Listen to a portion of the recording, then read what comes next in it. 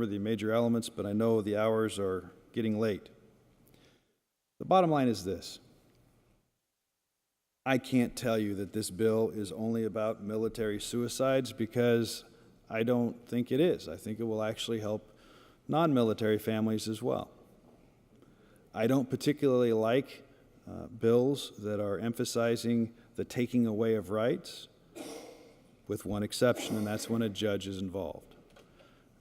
And while I share and respect my colleague from Kaiser's frustrations with judges in the past, I've had issues with judges as well, there is a formal procedure, a process that a judge has to go through to get to be a judge, and second of all, while they're on the stand and making decisions. I am much more inclined, and I am here today to support having a judge involved as opposed to other alternatives that this body has considered in the past. I've said this before, and I want to emphasize it again. For 16 years, we have been a nation at war. Well, not actually all of us, about 2%. Not since at least Charlemagne, possibly Rome, has one nation maintained a military operational tempo like we have right now. In our history, in the American history, there has never been a time when our military was more trained, more engaged in actual combat operations, or quite frankly, more exhausted, more beat up, more worn out. Warriors are trained for the battle. On a broken leg, still bleeding, they will find their way to hobble into harm's way. It's after the battle is over.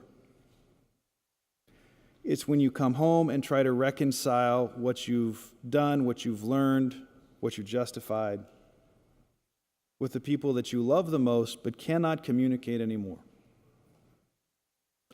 David Brooks, somebody who is an interesting person in his own right as an editorial writer, in February of 2015 wrote something I think is of importance today. He said, "The victims of PTSD often feel morally tainted by their experiences, unable to recover confidence in their own goodness, trapped in a sort of spiritual solitary confinement, looking back at the rest of the world from beyond the barrier of what happened. They find themselves unable to communicate their condition to those who remained at home, resenting civilians for their blind innocence." I spent 20 years in the military.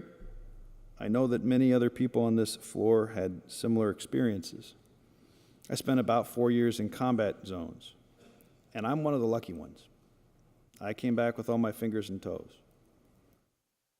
I didn't come back with Sergeant Griffin.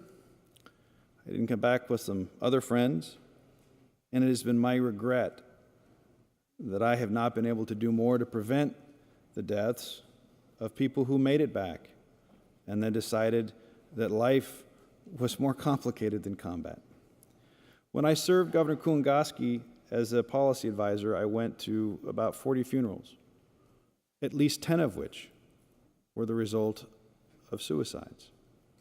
Now, Governor Kulingoski took a chance in those days because he actually went to funerals of suicides when suicides in the military isn't such an acceptable thing.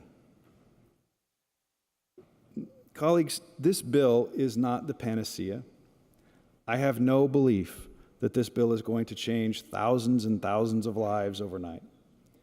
I do not believe it is the answer to every problem. But it is another tool. It is another option for families that recognize that things need to change and that they don't want their loved one to hurt themselves or others. It involves a judge. It is, in fact, legal process.